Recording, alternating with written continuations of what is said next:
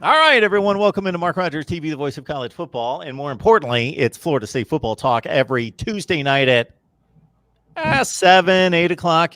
So I thank Jason Parker and Logan Robinson for being flexible this week as I push this back to 8 o'clock Eastern time, but typically 7 o'clock Eastern time. So lock it in. Got Logan on the line, got Jason on the line. It's show number 43, boys. How you doing tonight? I just want to take one moment for 1 second. 1 week ago at this time, well, a week and an hour ago at this time, we were sitting here talking about Florida State football. Practice had just started. Basketball team was number one seed in the ACC. Baseball team was about to knock off the top-ranked rival Florida Gators. First time they beat the Gators in 12 chances. Life was good in the Florida State sports world. And now we're all in our houses here in the state of Florida and can't move anywhere because we're all going to get coronavirus. Yeah. So what a difference a week made here in the state of Florida. That's sad. That's very sad. Just sitting at home, working from home,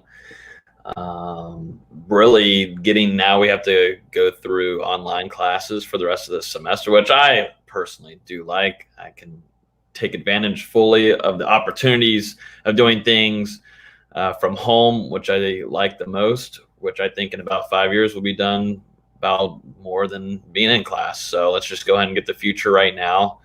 I get to be on my laptop. I can write things. I can do school stuff and enjoy life. But right now I can't really go out to any clubs or party, or it's spring break for us right now at Florida State. And I can't really go out and drink and have a good time. It makes me sad. You, sir, are a better person than me because if I had to do anything just from home, I would literally be in my boxer shorts watching ESPN and visiting certain. That's what I'm going to do. That Mark Rogers TV, the voice of college football, what we talk about. So you, sir, are a better person than I am. Yeah, well, now Mark's regretting keeping this streak. Well, speaking of 19 years at ESPN, or speaking of ESPN, period, 19 years at ESPN, tornadoes, hurricanes, blizzards in Connecticut, that's a yearly thing, except for this winter. Blizzards, all sorts of things, always expected to be at work until this. We still have to go into work to run the studio shows, but only a semblance of us. So working at home for the first time. I will be tonight after our little show here. I still have to go into work, obviously, at my station. I will say that, I get, and I'm going to kind of throw Logan's generation under the bus here for one moment. There's a certain section, and it tends to be the younger group who I don't think is taking this seriously enough. And this is going to be the public information, public service announcement portion of Mark Rogers TV, the voice of college football. I've lived through Hurricane Andrew. I've lived through storms down here. I've lived through whatnot. I have never seen the seriousness, and I've never seen the craziness, I guess, for lack of a better term, that people are in dealing with this. As far as getting supplies, as far as there's a legitimate worry about what's going to happen. I know for myself, I'm concerned. I'm not overly worried about my health. I believe, in my mid-30s, I'll be fine. I'm worried about my dad. I'm worried about our elderly population in the state of Florida. And if you're not taking this seriously, I'm not saying you have to buy 12,000 rolls of toilet paper. I'm not saying you have to go out and literally live as if you're not going to leave your house for the next 2 months. But I need people to take this seriously. This is a serious thing. It could seriously be spread. We all could seriously get it. We all could conceivably get it. Take this seriously, please. And I hope people are taking it seriously. Of course you take it seriously, but people are going overboard, panicking and fear-filled. People should not be living their lives full of fear and panic, because then what that causes? That causes other people who would otherwise not be full of fear and panic to have to panic because they go to the grocery store and there's nothing to buy because people are panicking. Mark, with all due respect, we're just doing live shots of people down here during spring break, people in Clearwater during spring break. And I get, it's the spring break time and whatnot, but we're sitting there saying that this is how the virus can be possibly spread. And you've still got idiots out there thousands upon thousands. Exactly, because they're not taking it seriously. That's all I'm saying is take it seriously. Be cautious. Seriously, be cautious. And we can disagree on Florida State, Florida, Miami, Republican, Democrat, Christian, Jew, whatever. Take this seriously. Everyone can take it seriously because it doesn't matter your age group. There's a 19-year-old who got it in Florida. There's a 77-year-old down here in Broward County who died today of it. So anything can happen. Redbird, you're an idiot. Oh, Jesus. Redbeard 40. Redbeard, you're an idiot. Stating facts. No, we're not going back to that. No, don't antagonize Mark Stating and facts. Jason. Jimbo also left us Don't with the 5-6 record. Jimbo also left us for money and left us with the 5-6 record. Okay, go ahead. Anyway, go ahead. You're saying. If Mike Norvell leaves after 5 or 6 years and wins a national championship and takes another team to the college football playoff and wins multiple ACC championships, I'm going to take a poll and I'm going to guess that most Florida State fans would be fine with that. It all depends. Once again, it's not, and we'll go back to this that we said during the first episode, second episode, fifth episode, sixth episode. It's not the fact that Jimbo Fisher left. It's how he left. It's the way he left. It's the manner in which he left. It's the way he handled it. If it had been handled differently, I think myself and several other people in the FSU camp would have held it differently. But we're here to be positive. We're here to talk about all good things Florida State, the fake basketball national champions by the Florida Senate, which I can't believe they actually passed that bill declaring that we are the national champions. We're not UCF. We're a real school. We're not a community college. So we don't need it. We appreciate the gesture, but no, we are not the national champions of basketball. Sorry. Yeah, it's just a horrible, unfortunate situation from a competitive standpoint that the Florida State basketball team, like everybody else who would have been selected, and we can only conjecture, but we can conjecture very closely on the 64 or 68 team field that those student athletes were deprived of the opportunity to play in a once in a lifetime, or for some of them, a 2 or 3 or 4 times in a lifetime opportunity to play for a national championship. And that's deprived. And then all these spring sport athletes who are being deprived of their season. It comes nowhere close to the life and death situation facing many families, but in regards to a sports context, that's about as bad as it gets, taking away the career of a student athlete, 90% of which will not be able to be paid at the next level, and their careers are over. And I have to wonder, and Logan, you're in Tallahassee, so you're obviously around things more up there. I have to wonder, with their now officially ACC declaring there will be no spring football, there's going to be no spring football game, we're not going to see this team, knock on wood, until fall practice. Where does this put Florida State football right now? It's an interesting place, most certainly because of Florida State. New coach, entirely almost new staff too. And it felt like things were kind of rolling really smooth. We were hearing talks from players and interviews, veterans and young guys talking about how happy they were with what the staff was doing. They said they were learning the little things that they really weren't learning with the last staff, and they were talking very highly of it. And then whenever they're on the roll, and then it gets completely shut off.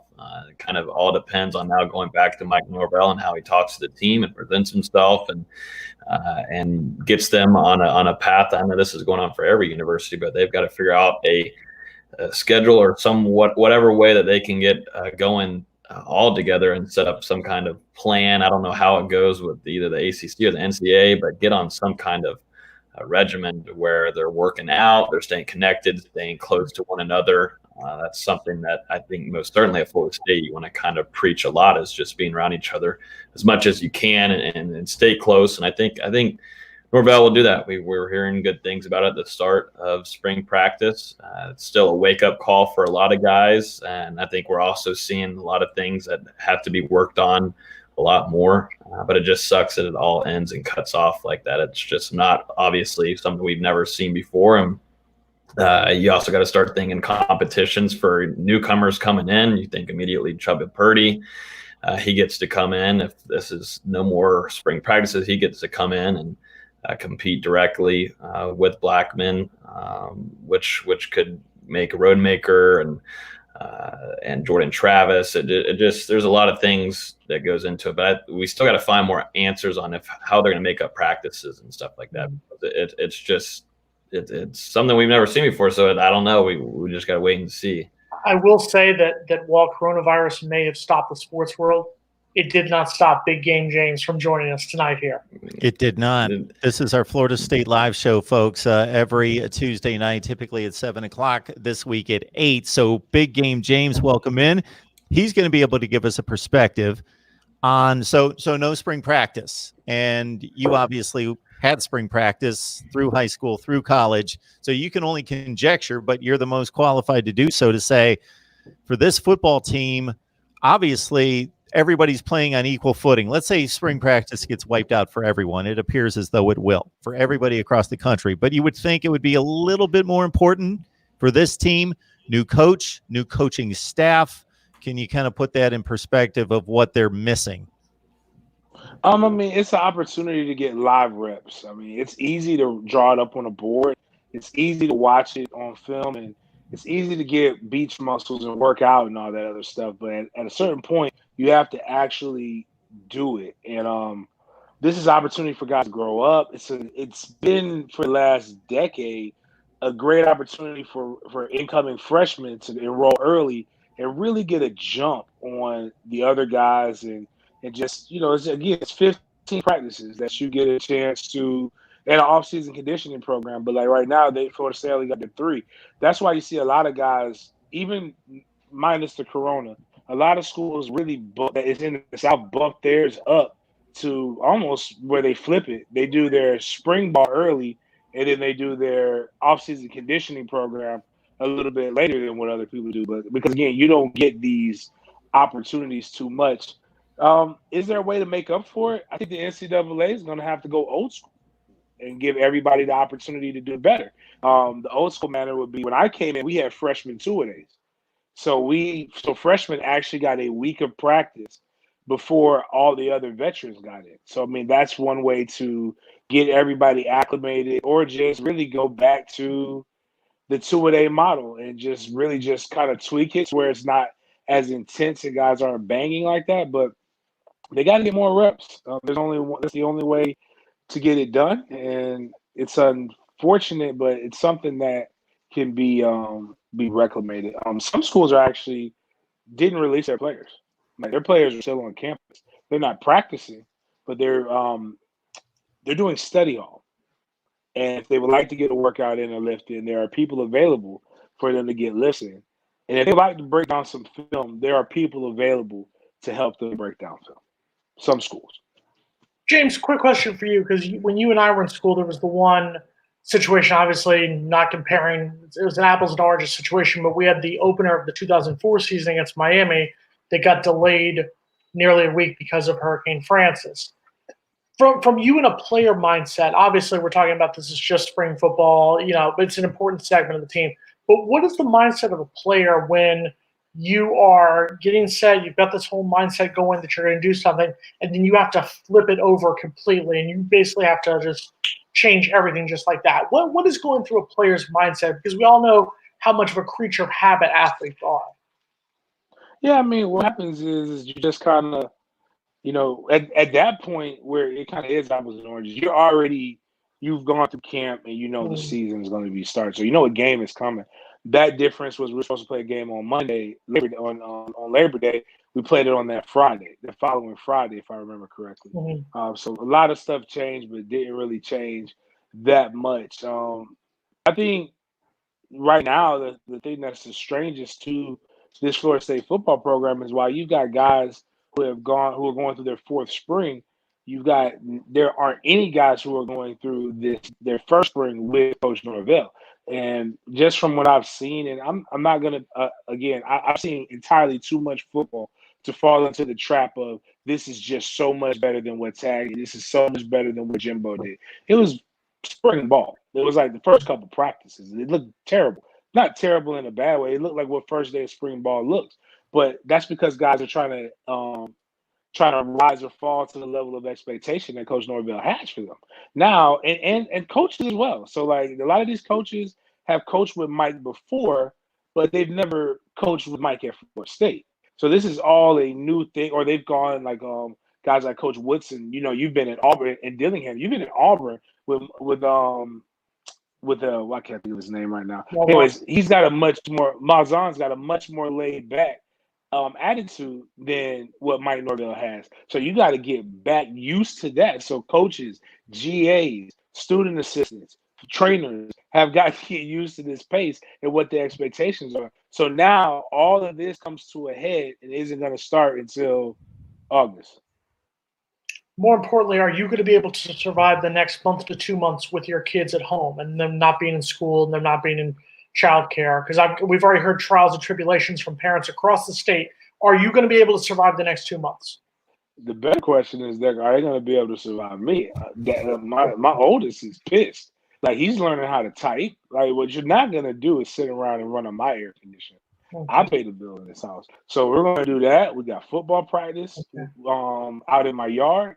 Like, we got the whole day scheduled. He's got to get up, walk his dog. He's got to do a lot of different things. But my kids are pretty chill though. Killer, the one that pretty much everybody's got a chance to meet if you watched any of our position breakdowns. That's the one that's a little bit of challenge where we have somebody who comes in and helps watch him. He's pretty active. So your kids are basically going to be praying for school soon enough, is what you're saying. Yeah, they're gonna be smart. They gonna we reading. They keep this up. He might know another language by the time. Because what you're gonna do is you're not gonna he's not gonna be like me. I hate school. I love learning. I just hate the concept of school. But I didn't have a dad that was down my throat. And his mom's very smart, and she will whip it into him as well. So we again, he's watching. We're gonna be doing some breakdown of Memphis game film. Okay. And we're going to Trey's gonna learn a little bit about how to attack defenses. So we're gonna watch. I'm gonna have him break down some game film with me.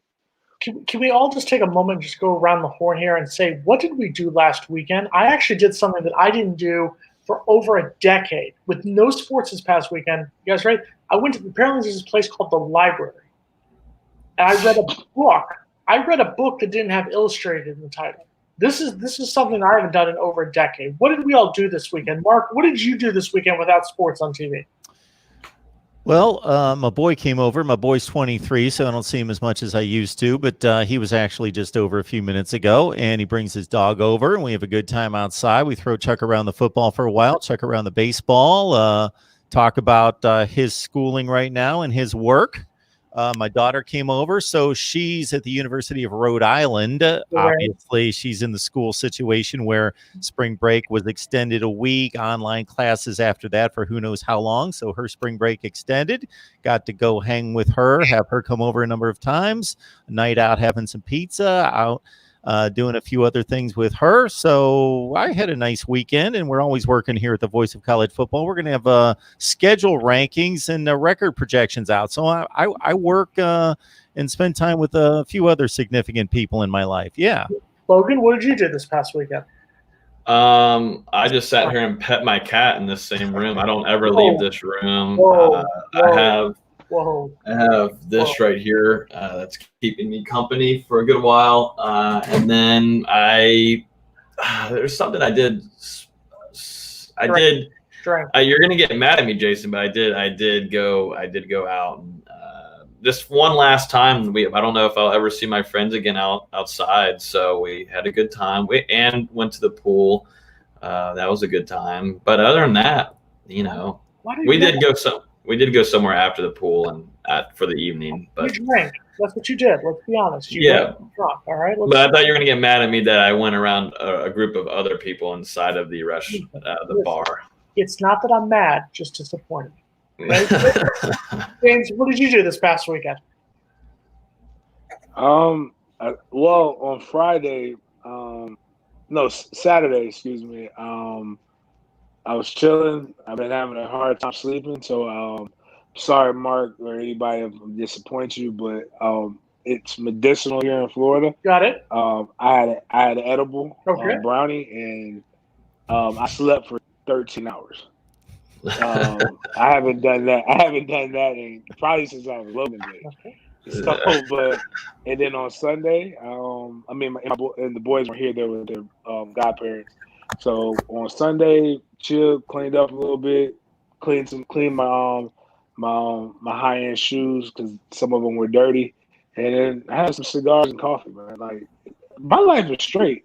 If Starbucks closes, then I'm gonna spaz out because I don't know what I would do if Starbucks is gone. Like that's like my normalcy. I go there. They know what I like. They make it the way I like it. I get it. I move and I start my day. But like if they're closed, whew, it can get bad. It can get real bad real quick. My life hasn't been that much different. Now, actually, now with work, it's going to be a little bit different because I'm going to work / from home, and we still have to have some people cover at work. So I'm going to go in a little bit, about half and half. But it may change a lot coming up this Thursday. I've got a trip planned. Well, is it this Thursday? It's the 26th, whatever Thursday that is. It's about a week in a couple of days. Yeah, I've got a trip planned in 9 or 10 days, and to make the decision on that, still want to go, but we'll see. I just want to say that real quick. I did not see the Logan paying his cat and James using an edible. I did not see where this was going. So that was an interesting around the horn segment. That was great. Did not see that. No. Well, two Fridays ago, I did it. My buddy told me that the person who made it told me it was it's going to only 6 hours will affect you. And boy, was he wrong. I went and got a haircut. Well, got my beard taped up. Was terrified. I didn't want him to touch the clippers to touch my face because I was afraid it would mess up my beard. So that was interesting. And then it lasted in the radio. And it sounded no different than normal radio. I start talking. It sounds like I know what I'm talking about. Then I forget what I'm talking about in the middle of talking. And then so people were like, nah, we didn't even notice. Mark, save us. Mark, I'm going to save us. It's legal in Florida. It's legal for medicinal. We'll let it go. That's my role. There you go. With you in particular, Jason, here. So are they making y'all sit back to back at ESPN right now? Like they're doing in some places? Well, I don't know how I'm going to be able to navigate the conversation involving work. I don't know necessarily that they're divulging what our plans are there. So, but they are in play. At NBC6, we're working nonstop to provide you the best coverage in South Florida. Okay. It's pay week. Okay, let me have my moment. All right. I'm still being paid. So I know. Good thing. So yes, feel bad for all the people that are being ground to a halt with that, not just physically, financially. Buy local. Absolutely. We can make this an NFL show is what we can do, because if there's anything going on in sports right now, it's NFL free agency. So the NFL, if there's any sport that seems to get the lucky breaks, it's the NFL, because obviously its season not affected as opposed to the other of the big four or big three, depending on how you look at the sports landscape in this country. But the NFL free agency is huge right now. We got a couple of Florida State guys involved. I don't think Tom Brady, with the reports that Tom Brady is leaving New England and heading to Tampa Bay, I don't think he realizes how god-awful that offensive line is in Tampa Bay. So let's give Tom Brady credit for being the quarterback of a 6-10 Bucs team this coming season. Knowing anything about Tom Brady, I would think he would have looked into that. But the point is, he's going to take that $30 million, go retire down here in Florida with the rest of the team. And I'm telling you, Jameis Winston needs to go to New Orleans. That's where Jameis needs to go.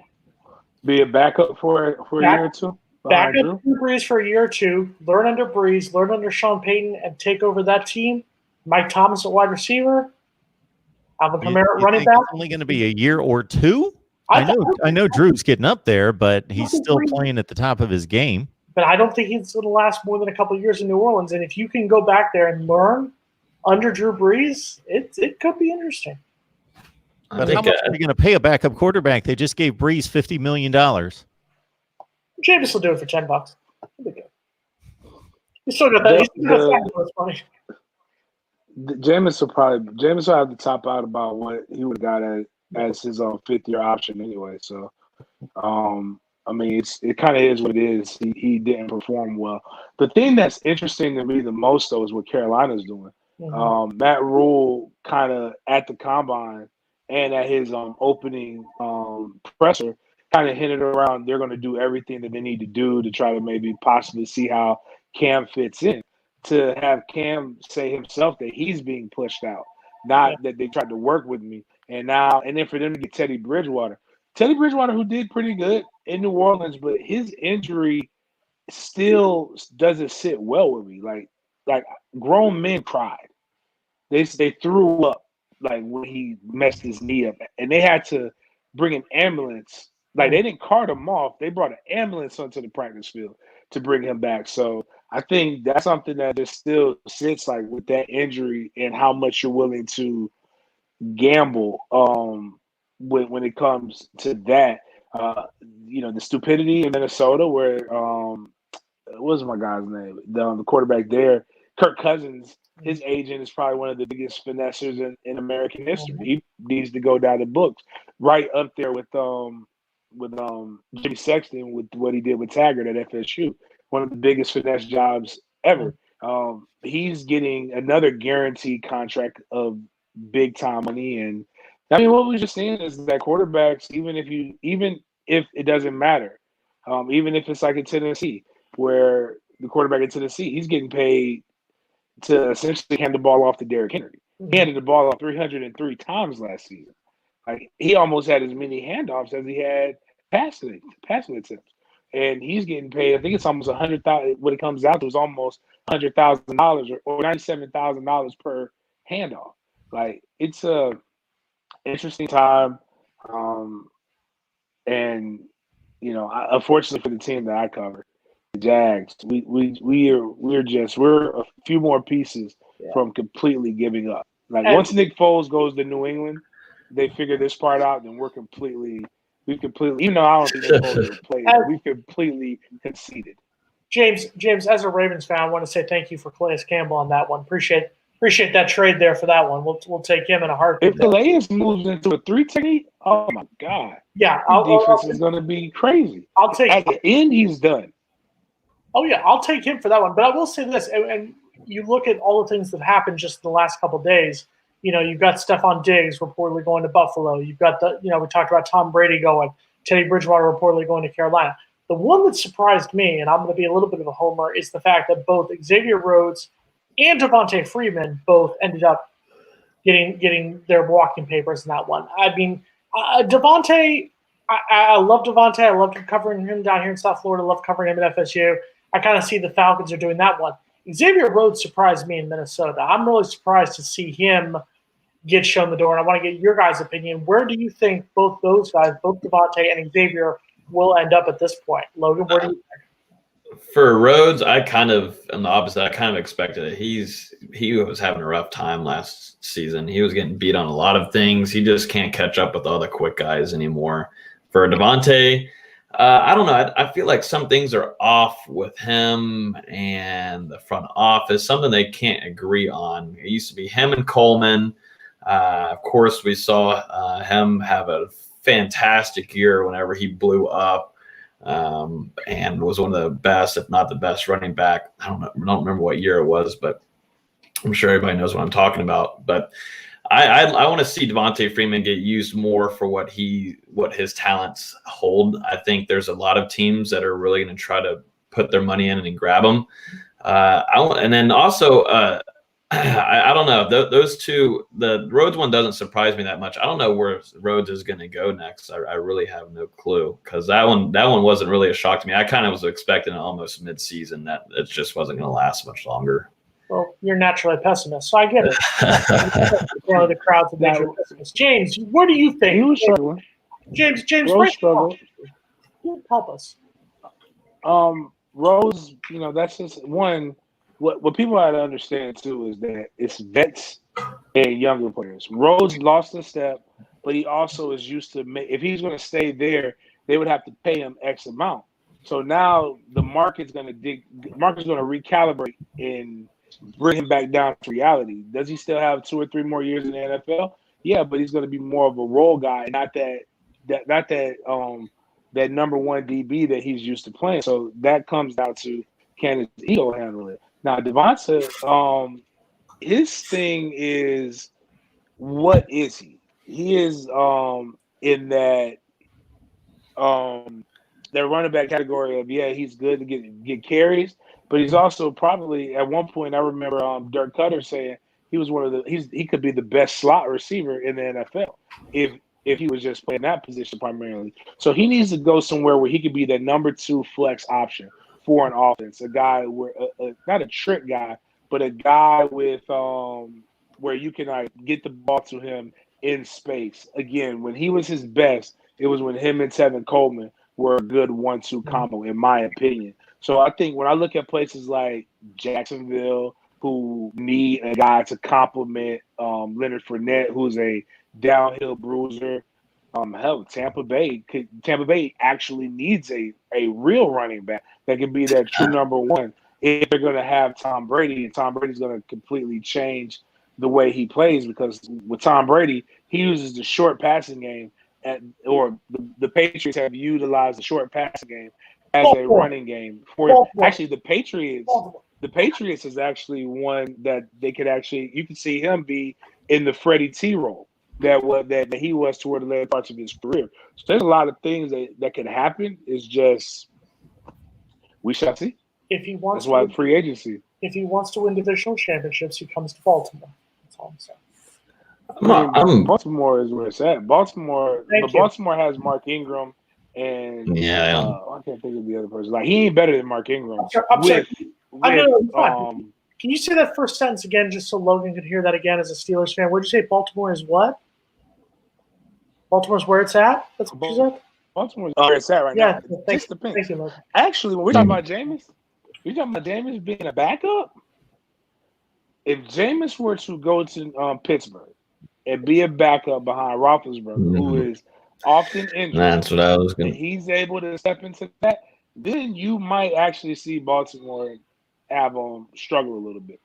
That's what I was wanting to bring Tom Brady back up in that whole situation, because first of all, on my side of things, I hope Tom Brady really enjoys that offensive line. I hope he really loves it all. How slow he was last season and how he is always, no matter what. I hope he really enjoys getting obliterated in the first couple of games. So that will really last long. The Bucs organization is one of the most phenomenal. They're about as close as the Jaguars. Jaguars are actually starting to compete now at Tampa Bay.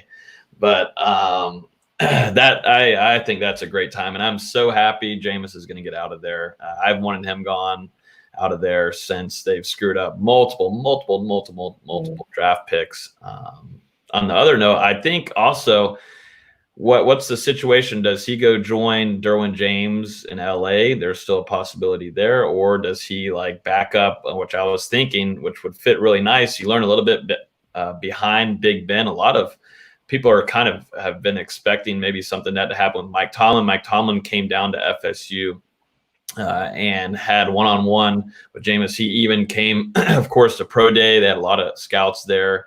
Obviously, they weren't going to be able to grab him, but I know that there's good relations. And also, you look at it, you got a you got a good offensive line. You've got now some young talent at wide receiver.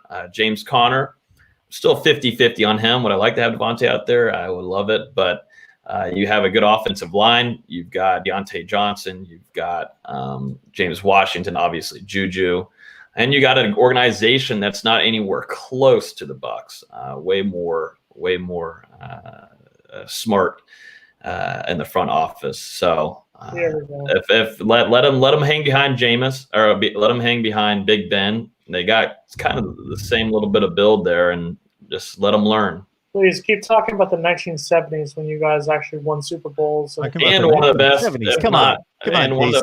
That has been the model franchise in the NFL for decades. And one of the best, and you get one of the best defenses. Sorry. You get one of the best defenses in the NFL. All right, so here we go. You're not going to find that in the Bucs. Here we go. Well, the Bucs are horrible.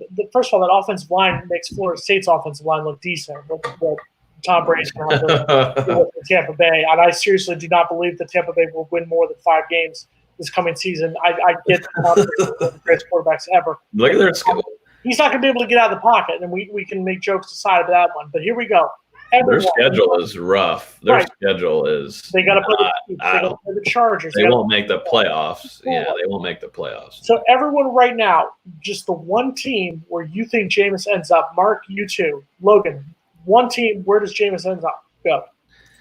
Safe bet that makes that. I mean, if you're going, which is so stupid what the Colts are doing too. I could talk about that for days, but since Phillip Rivers is going to the Colts and going to be a starter there, then the Chargers are open there. Obviously, you think Jameis Winston there, but Adam Schefter keeps on saying that no team is looking at Jameis Winston to be a starter. So then if I'm thinking that, then he's got to go back up somewhere. It's such an interesting. I was saying Steelers. I still think it's a good move in my opinion. I'm not trying to be biased, but I think it'd be a really good smart move for him. You leave all this junk down here in Florida. You come up there, you get around the Rooneys, and you're under a good organization, and you're going to learn very well. I think Mike Tomlin too would be a great coach with Jameis. You're being biased here, James. Go. Bears. Ooh, solid. Oh, Bears is a good selection. I was just going to ask, Fitzpatrick just re-upped with the Dolphins. Not that that means a lot. Who else did they have in play there? Maybe the Dolphins are a decent play for the Dolphins. The Dolphins reportedly are going to either draft Tua or Justin Herbert from Oregon, or whoever's there at the 5 spot. That's who the Dolphins have their eyes set on. They want a quarterback for the future, and they pretty much have realized they're not going to suck enough for Trevor Lawrence. So let me ask you guys this. How many starting quarterbacks in the NFL is Jameis Winston better than? 6, 7? I'd easily say he's in the top 20 of starting quarterbacks. There are 12 quarterbacks not as good as him starting in the NFL? No, I would say that he's in the top 20 quarterbacks. I think if he had a decent offensive line to play in front of him, I'm not saying he's the top 10 quarterback, but I'd say he's in the 10 to 20 range of starters. He's in the 10 to 20 range. Yeah. He's not top 10. That would make him elite. He's not that. But you can't. You gotta give him top 15. I gotta give him top 15. Here's the reason why. Everybody points at the 30 interceptions, which are true. His touchdowns could be a lot better if he had guys that didn't drop him a lot. Mm-hmm. If he had a better offensive line, if he had a better running game, if the defense would have played in the beginning of the season in the manner in which they played at the end of the season, you would see the Bucs probably clamoring to keep him around. But I think Jameis's problem is he's extremely talented, and he takes too much onus on himself to try to win games. He did that his last year at Florida State when the things weren't necessarily in his favor. And you see him throw 3 interceptions against Louisville in the first half, and they're down by, I think, 3 scores, and he will them right back and win the game. So he's able to do some things. Like 5,000 passes. If I told you a quarterback was a free agent and wasn't being considered to be a starter with 5,000 yards passing and 33 touchdowns, you'd probably say, man, dang, that doesn't make any sense. Now, the 30. That was a little bit better, but as my partner Denny Thompson always says, it's not the quarterback's fault when he throws anything over 2 interceptions. Coordinator's fault for keeping him in the damn game. Well, unfortunately, in the NFL, the money gets in the way. Otherwise, you take a situation like Jared Goff. I think he's overrated. I think Jameis Winston and Jared Goff would have a heck of a quarterback battle in camp, but obviously the Rams are married to Jared Goff, and he just took him to a Super Bowl 2 years ago. So that would seem like a ridiculous play to make, but I think they're pretty comparable. If not, Jameis is better. I would say you look at Jameis right now, and I think James made an excellent point there. Jameis Winston. When Jameis Winston is bad, there's no denying he has played bad. But I think he also, James hit the nail on the head. I think he tries to do too much. I think a lot of that has to come to the fact of you talk about, he's got Mike Evans, he's got O.J. Howard, or had them in Tampa, but he had no offensive line blocking for him. At points, he had absolutely no defense. He'd go down, score 31 points, and the defense was so horrible they'd give up 38 points. But I think if you look at it right now, you look at, is he better than anything that Washington has? Yes. Is he better than anything that the Giants have? Yes. Is he better than anything? I think he's better than Derek Carr with the Raiders. I think he's better than a decent amount of these other quarterbacks. I'm not saying that he is a top 10 quarterback, but he is in that 10 to 20 range when he is playing his best. And I think his best situation right now is to go to a good team where he can be a solid backup behind a decent starter. And I still stand by. I think New Orleans would be an amazing spot. Goes to New Orleans, learns, gets better, and I think he can come back and be a great comeback starting quarterback. Again, you got to come up with 12 quarterbacks that he's better to keep him in the top 20. Well, Josh Rosen, he's better than Fitzpatrick. He's better than you just named two on the same team. No, hold on. I said Josh Rosen. Who's trash Josh Allen, my bad. Josh Allen. Oh, okay. Is he better than Josh Allen? Maybe. I think he's in the same range. I think Josh Allen has better, again, it's better parts. He doesn't. I think there's a ton of guys, James, that we're going to come up with where it's going to be a toss-up. Who's better? Yeah. Is he better than Derek Carr? I would take Derek Carr, but I don't think it's a slam dunk either way. Would you take 2019 Jameis Winston or 2019? Sorry, Logan, Ben Roethlisberger. Right now, the 2019 versions. Who would you take? So, I didn't get to see Big Ben play last year. So, if I had Big Ben the year before, I'd take Big Ben the year before. You've got a cat that's trying to escape your house, so I think you have more important things. I know. I can see that. There's a frog up there, and she's ready to kill it. We do play-by-play here as the cat looks at. Oh, look. There we go. Well,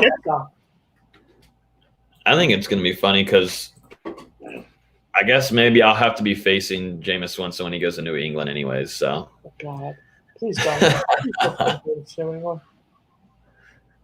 Wouldn't that be nuts? I mean, I think one of the biggest things the thing that people continue to forget is that while the quarterback is the highest and most high-profile position player, the football is the ultimate team game.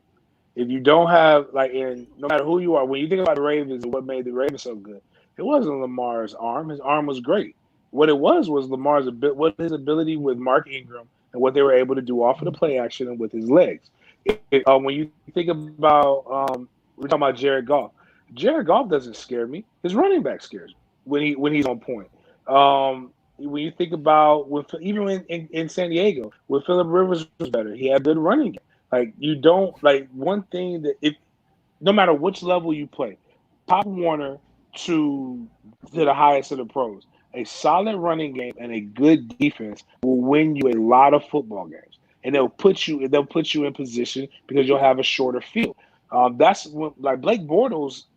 What's crazy is 2017 Blake Bortles was a top 15 quarterback statistically. No matter what you feel about Blake Bortles, his statistics put him there. And even with Jameis with the turnovers, his statistics and not having anything around him put him in a category that some of these other guys can't. 12 guys, there are 12 guys that we can call it that can't touch his strap, just based on his passing yards and his touchdowns. And if his defense showed up 2 games, what were they 9-7 last year? I'm just trying to make sure. So if his defense shows up 2 games, he's an 11-win quarterback despite all of that. That's the crazy part. We could go back and look at games where we know he didn't lose that game for them. So that lets me, right now, some of these other guys, we can't say that. And the Rams have some of the best defensive players in the NFL. They got Aaron Donald, who has a cheat code. I do think it would be funny if Jameis went to Cleveland and beat out Baker Mayfield. That would be fun. Oh God, I don't think it's funny for anybody to have to go to Cleveland. That was mostly a shout out to Rodgers representing the city of Cleveland with his jacket. I'm ignoring you. Sometimes I also wonder how Jameis kind of protects himself too. I mean, the man at Florida State would not want to go to the sideline no matter how hard he got hit. He played against Louisville with this big sprained ankle, but then here, obviously, I saw a couple videos yesterday of him going through recoveries of multiple things, his leg and his thumb or his hand. And then obviously he had surgery on his eyes, and then he still did all that last season. It's just sometimes he takes himself, and that's what James talked about. He kind of tries to do too much sometimes, and I feel like it's also mentally, if he could just be a little bit more settled down, which I think there was signs we saw last season, obviously, but if he kind of just focused on his health sometimes, and if he doesn't need to be out there, he doesn't need to be out there. But he threw himself into probably throwing more picks, and he should not even been out there in some situations. James, I'm going to ask you a question. Do you think that it was a bad thing? Bad might not be the word. Do you think it was not the best situation for JAMEIS after all the success at Florida State to go to Tampa Bay, where you've got all that in-state loyalty, all the Florida State fans who were also Bucs fans, all that. You did all these great things at Florida State. You're expected to do the same immediate great things in Tampa Bay. Do you think there was almost maybe too much pressure on him in Tampa? No, I think he's the victim of a lot of people who are in similar situations to him. So his first year, you get Lovie Smith. And Lovie is doing some good things, and they're moving forward. And I love Dirk Cutter. When he was in Jacksonville, I actually trained both his son and his daughter. Great people. But Dirk was opportunistic, the next hottest thing, and it was him. He's the guy who's supposed to. So you get rid of, like, Dirk moves into the head coaching role, has a control over the offense, but really he has another OC. So that's 2 OCs in 2 years. Now you get rid of now you get another one. It's so much turnover on top of having to unlearn what you learned in college, and you don't have consistency in what you're learning from an NFL side. So, like, that's difficult for a guy who I personally believe, again, my personal beliefs, I believe he has undiagnosed Asperger's. Like, if you look at JAMEIS and his ability to comprehend, and when he actually does X's and O's on a board, he is a football savant. And when you have a guy who has so many things continually changing around him, it does affect him. And I don't think he's awkward. He's a very awkward individual. But we tell the quarterback that you got to be the leader, you got to be the alpha of the alphas. There's so much machismo, and that's not him. So I think it's the pressure comes when he hasn't had a coach that's literally said, JAMEIS, all I need you to do is X, and I'm going to put other people around you that can be what we consider the quote unquote leaders or the face and things like that. I think that's my personal take on JAMEIS Winston. Tabardine, we appreciate your support. You're here all the time, but let's keep in mind that the same individual, Tabardine, who has already made a prediction on the ACC championship game for 2020, which is Miami 42, Clemson 28, because he puts it in the live stream multiple times every time, also says Tom Brady and Drew Brees should not be in the Hall of Fame. Doesn't Miami have to score a point in their bowl game first before they can beat Clemson in the ACC title game? You would think. I would think. The thing about Ryan Tannehill, somebody noted in the live chat that he led the league in passer rating, and that's to his credit. That those are the stats. He did it, but as James points out, that show was run by Derrick Henry, obviously, especially down the stretch, and Ryan Tannehill won playoff games throwing 7 and 8 passes. So let's not go too crazy, and let's also understand that Jordan was pointing out that he led the league in passer rating, even though he didn't start the first 6 games. Well, if he led the league in touchdown passes and didn't start the first 6 games, then you could brag about that. He may have led the league in passer rating because he didn't start the first 6 games. It's a statistic that's based on averages. Therefore, he was probably helped by a limited number of attempts and games in leading the league in passing. Didn't Jimmy Garoppolo throw 6 passes in one of the playoff games this year? So yeah, Garoppolo did it too against the Vikings. Yeah, because they were so dominant running the ball. To James' point. I mean, yeah, that game, I've never seen anything like that before in my life. Like, that was amazing. The clinic with running the ball, but yeah, but that what you're talking about actually. What you're talking about with Tannehill, I mean, that's exactly. I mean, my point. It's not that he isn't any good. It's just that if you're a defensive coordinator, you're not going to bed at night thinking, "Oh my God, we got to stop Ryan Tannehill." No, you're thinking what are we going to do to stop Derrick Henry? Right. Sure. Ryan Tannehill pissed off so much of the media down here in Miami because when he was the quarterback for the Dolphins, he was atrocious. There's no other way to put it. He was an atrocious quarterback, and then he's literally 3 quarters away from playing in the damn Super Bowl in Tennessee. I get that he's riding Derrick Henry's coattails, but Ryan Tannehill, he needs to thank whoever his agent is for getting him that contract with Tennessee. God bless him. Did some good people. Him and Kirk Cousins guy was phenomenal. Hey, it's a great time to be an agent. Great time to be an agent. Yeah, Chase Daniels got a good agent too. Chase Yeah. Daniels started 5 games in the NFL and is like made like $50 million. Right. Yeah. I need to get another agent for this show. For this show. Your agent is not coming through for you. That's for sure. Well, my agent, 43 for 43. My agent is trying to jump out of Logan's house right now. I need to get a better agent up there. Good God. Do your job, Kat. She's over there. She's watching, and you can see the frog up there too. Do your job, Kat. She'll get it. She'll get it. I ain't worried about that. She'll get up there. I'm excited. Well, so we'll probably know the news about JAMEIS here. There might be rumblings late tonight or tomorrow for sure. And there's going to be, because I'm sure Tom Brady is going to make like a 20-minute video of himself with his sons making out, and he'll put that out for everybody to see. And I wonder if they'll use any tongue with his dad too. That'll be awesome to show when they celebrate. Do you think Giselle has ever been to Tampa? Do you think she knows what she's about to get into, or is she just going to stay out in Cali? What do you think's going to happen? I don't know. If there's cocaine around, she'll be good for it. I got plenty of that. James over here is making comments about JAMEIS. You're over here making accusations about Giselle. I'm going after Tom Brady. I've dealt with Tom Brady. He's gone from New England. I should be happy that he's gone. I sent a push today that was titled "Not the Dolphins' Problem Anymore." So I get it. I understand completely. Well, was he really the problem the last couple of years though? Yeah, he really was. Now that Gronk's gone, it's interesting though how much Gronk and them and how successful Tom Brady was whenever he was there with Gronk, and now he's gone. And it's crazy to see that Jameis Winston and Tom Brady had the same QBR last season, but one of them only led the league in passing and number 2 in touchdowns. You know what else is crazy? We've gone. Well, they both they're both both of their last pass was a pick 6, right?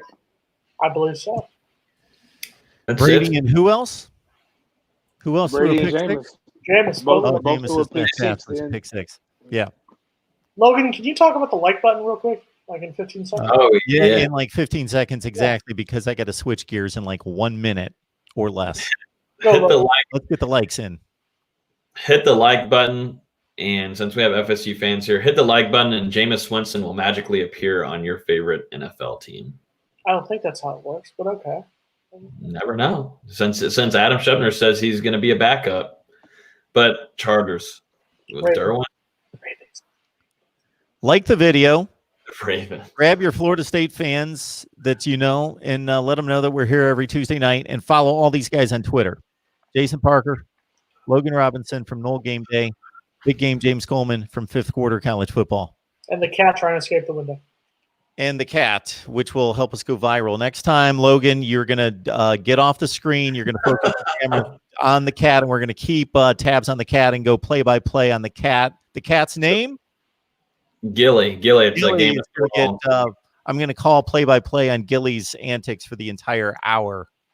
Supposedly she fell, so you're going to have to go back and watch the video. But supposedly she fell from the very top and fell down. The chat was telling us so. All right. 45 on the line. If you missed anything, go back and watch the video once it posts. All right, guys. Show number 43 in the book. Big game. Thanks for joining us as well. Jason and Logan, of course. We will see everybody here back next week, and we'll have to make up more stories to tell because we want Florida State football to talk about, but we'll make it happen. We'll figure something out. As long as we can keep Jason and Mark away from arguing about Willie Taggart and Jimbo Fisher, everything will be fine. Willie Taggart was great. Jimbo was horrible. Stay safe, everyone. He will get the last word.